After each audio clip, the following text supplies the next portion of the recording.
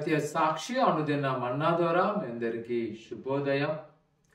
పరలోక కుటుంబ పరిచర్యల మందిర నిర్మాణం కొరకు ప్రార్థన చేయవలసిందిగా కోరుకుంటున్నాను. జనవరి 21వ తేదీ ఉదయం 9:30 ఆదివారం మందిర ప్రతిష్ఠ ఆరాధన ప్రతి వారు రావాల్సిందిగా కోరుకుంటున్నాను. నేటి యొక్క వాగ్దానము సంఖ్యాకాండము 6వ అధ్యాయం 25వ వచనం. యెహోవా నీకు తన సన్నిధిని ప్రకాశింపచేసి నిన్ను కరుణించును గాక. ఆమేన్. ప్రియ సహోదరి సహోదరులారా, ఈ ఉదయకాల సమయంలో దేవుని యొక్క వాక్యాన్ని ప్రోత్సహిస్తున్న మాట, ఆయన సన్నిధి నీ మీద ప్రకాశించును గాక, ఆయన నిన్ను దీవించును గాక.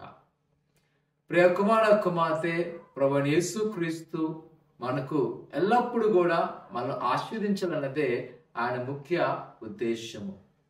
చాలాసార్లు మనం ఎదుర్కొంటున్న మన పరిస్థితులను బట్టి మనకు అనిపిస్తుంటుంది, నేను దీవించబడగలనా అంటే దేవుని యొక్క వాక్యం చాలా స్పష్టంగా ఉంది కదా.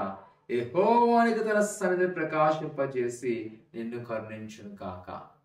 నా దృష్టిలో ఆయన యొక్క ఆశీర్వాదం ఏమిటంట, ఆయన యొక్క సన్నిధి. ఆయన యొక్క సన్నిధిలో మనకు నెమ్మది, సమాధానము, ఆయన కృప కలుగుతూ ఉంటుంది.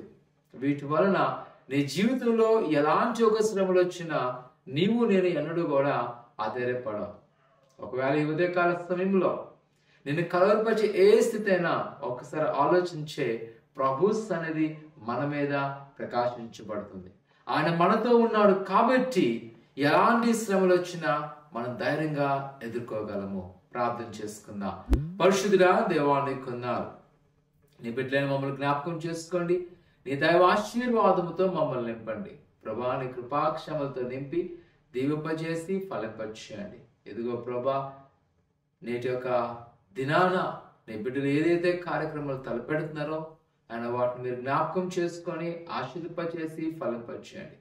నీ కృపాక్షామలతో నింపి ఆయన వారికి ప్రతి కొదులు మీరు తీసివేసి ఆయన వారి పట్ల మీరు ఎలాంటి ఉద్దేశం కలుగున్నారో వాటిని నెరవేర్చుకోమని ఏసునామమున తండ్రి, ఆమేన్.